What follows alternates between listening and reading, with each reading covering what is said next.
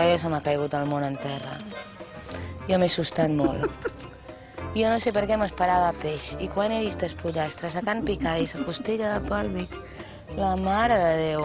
Sorpresa. Sorpresa. M'ha sorprès molt els 3 ingredients que hi havia.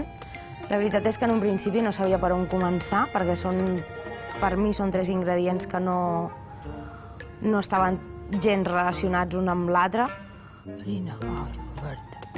M'han sorprès bastant. Quan he tapat allò i he vist aquell pollastrot, jo no estic avesat a comprar peces tan grosses com les cuses o les petxugues, però he trobat una barbaritat per de cuinar allò. Això és costilleja. Aquests ingredients els